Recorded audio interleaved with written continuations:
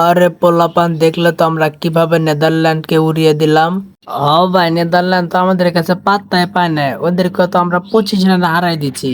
হ্যাঁ বাঙালিরা, তোমরা তো অনেক সুন্দর খেলেছো, কিন্তু কোথাও হলো যে লর্ড শান্ত, তুমি কত রান করেছো?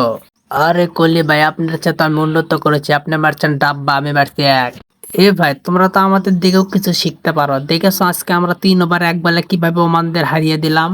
কথা হয়েছে কি যে ভাই, আমি তো আপনাদের সবার দয় আমরা সুপার 8-এ কোয়ালিফাই করে গেছি গা। অভিনন্দন ভাতিজা রশিদ খান, তোমাদের সাথে তো আমাদের সুপার 8-এ দেখাই হচ্ছে। তাহলে আমরা নিশ্চিত একটা ম্যাচ আগে জিতে রইলাম। আরে কাকু, আমাদেরকেও তো অভিনন্দন জানান, আমরাও তো সুপার 8-এ কোয়ালিফাই করব। আরে ভাই, আমরা হলাম ইউএসএ, ঠিক আছে, আমাদের কথাটা মাথায় রাখেন, আমরা কিন্তু কোয়ালিফাই করবো, এটা আবারও বইলা গেলাম আপনাদেরকে। আর তোমরা এসব কোয়ালিফাই নিয়ে পড়াচ্ছ, ওইদিকে তো লেটকা কুমার দাস ওরফে বাংলার কিং লিটন দাস তো আবারও ডাব্বা মাইরে গেছে। শুধু আমার ডাব্বাটাই দেখলেন, আমি যে মাহমুদুল্লাহ রিয়াদ ভাইয়ের বলে যে ওদের একটা প্লেয়ার স্টেম আউট করে ম্যাচটা পুরো ঘুরাই দিলাম, সেটা তো একবারও দেখবেন না আপনারা।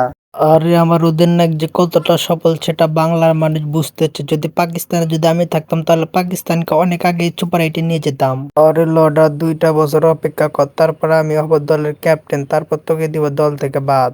হয় মিরাজ, তুই ঠিক কথা বলছো, তোর সাথে আমি সহমত। পোলাপান দেখেছ কিভাবে রান করতে হয়, আমাকে দেখে শিখে নাও তোমরা।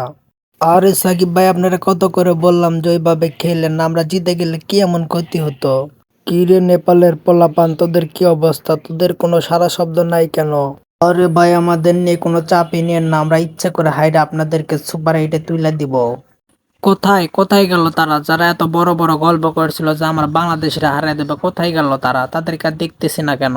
কি রে শালা, তুই বাংলাদেশে কবে থেকে জয়েন করলি? তুই তো বাংলাদেশের শত্রু ছিলি।